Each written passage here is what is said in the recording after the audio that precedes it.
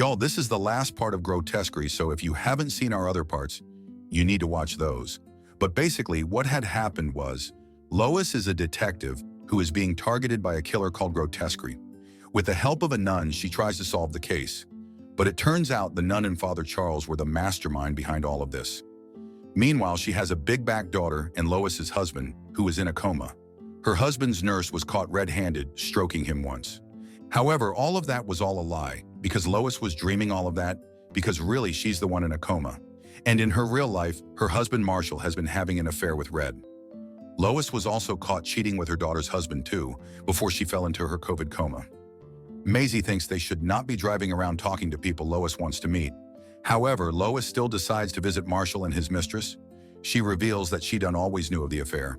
She adds that she couldn't love Marshall anymore, after he felt disgusted by Merritt's sudden weight gain and understood why they grew apart. Oh, so this alternative reality, it's Marshall who fat-phobic. Marshall reiterates that Merritt's weight gain was biblical at 100 pounds in 1 year. Marshall says Lois is hypocritical for being on her high horse when Lois done slept with Merritt's husband.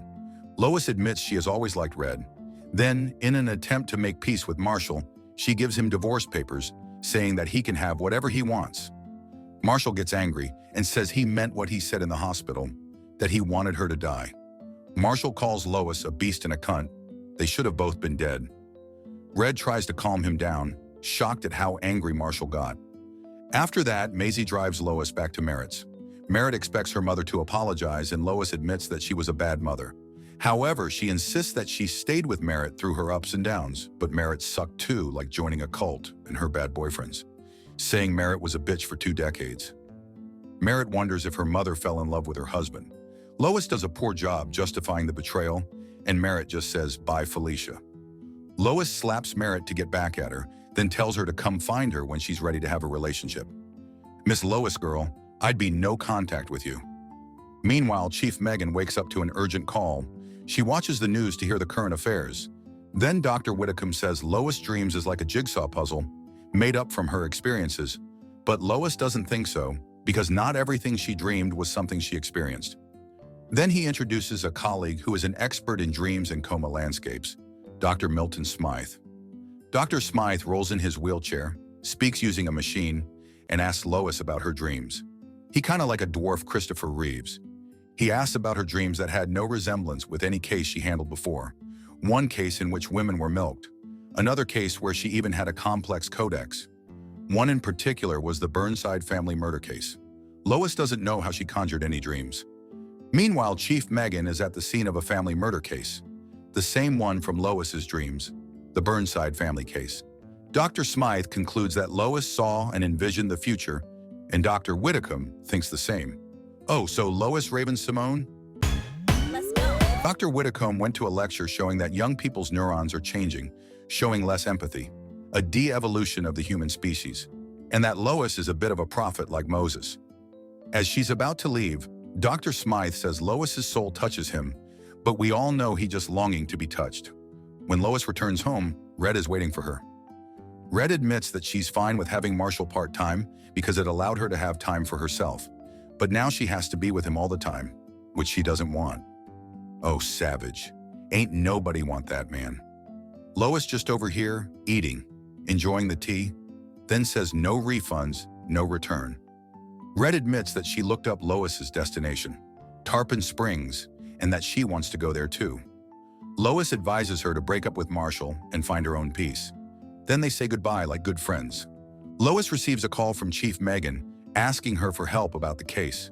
Megan sounds frantic, so Lois comes to see her as soon as possible. Lois is shocked to see that the family died the same way the Burnside family died, tied up and forced to eat parts of their own father. The father lies headless on the kitchen floor, and a baby is cooking in the boiling pot. In her nightmare, Lois sees a sinister Megan all bloodied and Karen-like, thinking Megan is the mastermind in the murders, just like in her coma dreams. Megan calls Lois again, saying she doesn't have a choice but to ask for help. Lois doesn't want to get involved anymore, but Megan asks to meet her at the motel where she's staying. Megan hands her vial with black liquid from the crime scene, and Lois thinks that someone is copying the murders in her dreams, someone who must have read her dream reports. But she also wonders if she brought the monster into the real world. She is no longer sure if she's already awake or still in a dream. She takes a knife and asks Megan to cut her arm because she needs to see herself bleed to prove she's awake. Megan refuses but eventually gives in and makes a small cut in Lois's arms. Lois goes to the bathroom to clean off the blood, leaving Megan to process what just happened. While waiting, Justin barges into the room and starts attacking Megan. He keeps hitting her, arguing that he didn't like the note she left behind, kicking him out of his own house. Lois overhears the commotion, and she takes her gun to confront Justin. Justin stops and puts his hands in the air, just like Lois asked. He makes fun of Lois and says that everyone else, including Megan, knows that Lois's life is spiraling down and out of control. Lois continues to point the gun at Justin, telling him to back off. Megan tries convincing Lois and herself that it's all just a dream, as she can't believe this is happening right now. But Justin calls her bluff and even puts his lips around the muzzle of the gun. Then Lois pulls the trigger and blows Justin's brains out. Megan, all bloodied up from the shot and shocked. Afterwards, Lois drives home, but is disheveled and panicked. She finds Marshall and Red in her home making her dinner, but she like, "The fuck is this freak show?" Marshall proposes they go back to their structure of being together, but not sexually. Red and Marshall will take the guest room, and Lois will be their roommate. Lois confused AF, wondering if she's dreaming still. Marshall begs, saying he needs both women in his life. However, Lois tells the two weirdos to get the steppin'. While driving home, Red wonders how the fuck she ended up in the fugly town, then says she hates Marshall just a tad. Red admits that she knows Marshall been putting his hot dogs in other women's buns. Red admits she knew Lois would reject them, and she just wanted to witness it. Oh, she's savage.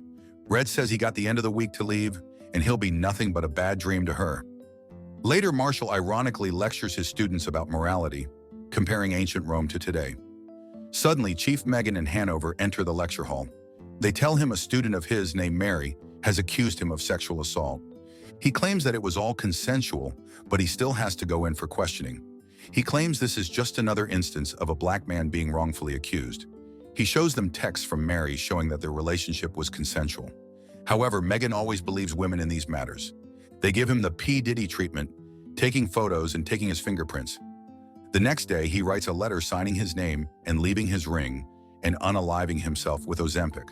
However, he wakes up to Red saying that since Marshall big-backed, he didn't take enough to overdose, and they pumped his stomach in time. Red makes it clear they're still broken up. Merritt goes to Marshall's bed, saying she will stand by her father's side even though there's a lot of resentment built up. She hopes her father will get better, even though he believes there isn't much to live for anymore. Much later, Marshall receives a text asking to join them to change his life. He goes outside to meet the mysterious person, who turns out to be Taylor Swift's man. Marshall wonders where Ed's mullet went, and Ed says it went down the drain like his brother's career. They enter some men cult like shit, with the dwarf Christopher Reeves talking like a robot, welcoming Marshall into the Mexicali Men's Club. Yes, you heard that right. This show has jumped the shark. This basically another white man's podcast club. Surprisingly, Ed wonders about pronouns. Suddenly, hot daddy Dr. Mayhew enters the room, and we also see Lois's colleague, male detective, there. Marshall preaches that wrongfully accusing men is what's wrong with our culture, instilling to the crowd that strong men need to stay strong and not weak. He tells the crowd that men are more likely to commit suicide than women, and that they need to return to more traditional roles in society. Then this dwarf-looking ass says they need to go back to order. All the men tired of being Me Too'd, Ed saying they're living in a horror movie. Them white boys all welcome the new member to their Mexicali Men's Club, and since Marshall picked me, he joins the all-white man's club. Later, PhD holder Merritt tells Dr. Whitcomb that her mother tried to unalive herself. Lois admits that she thinks she's dead. She thinks she crossed over and doesn't think she ever woke up from her coma. Whitcomb says Lois has Cotard syndrome, basically thinking she dead. Lois started to think this way when Red and Marshall asked her to be in their Portland polycule relationship. Then she says she heard Dr. Mayhew having spit roast parties while she was in a coma. Dr. Mayhew says such an accusation is baseless, and no one would believe her. However, Lois admits remember Dr. Mayhew saying he raped a girl while she was unconscious and she became pregnant. Mayhew says Lois is corrosive and toxic. He feels for Marshall having to deal with her, and in fact, Marshall had asked Mayhew to accidentally kill Lois. Mayhew reiterates that Lois has created this hell around her. Because of this, Lois thinks she's dead and she's currently in a hell state. Eventually, Lois confesses to killing Megan's man in cold blood. Whitcomb wonders where did they bring the body. However, Lois lost track of time and doesn't even remember driving for so long. She goes back to the motel and it was completely scrubbed clean. Even Megan was gone. She followed Megan and found that Megan was talking to Glorious, who is a professional cleaner who takes care of bodies. So, a completely unhinged Lois goes to confront Megan. However, Megan has no idea what Lois is talking about. Megan had been talking to Glorious for something unrelated, and Megan says she hasn't seen Justin in weeks. Lois thinks she has finally crossed over, a place similar to Limbo where she has to relive her misdeeds in her real life. She thinks Whitcomb is nothing but a demon. Then she notices she is being filmed. The final piece in the puzzle, the quintuple homicide with the boiled baby. She says it's a copycat killer who has access to her files, insinuating that Whitcomb is the killer. However, Whitcomb says she agreed to have her files shared with many people to study her dreams, so the killer could be anyone. Whitcomb says Lois is most likely Grotesquerie because she's lost a lot of time during her dissociative state. Her mental capacity has deteriorated over the years as a homicide detective, seeing so much injustice. Lois immediately tells him to stop. She thinks she's still dreaming. Whitcomb thinks there was never a quintuple murder, and everything is just in her head. After their heated exchange, Lois leaves, but there's a newspaper report that says, 27 dead, cult leader beaten and stabbed, first to die. It's possible Lois had read this article and created the Grotesquerie murders in her head. But honestly, what would explain such a messy-ass plot? Lois goes back to her isolated padded room, because it totally makes sense to isolate an already delulu patient.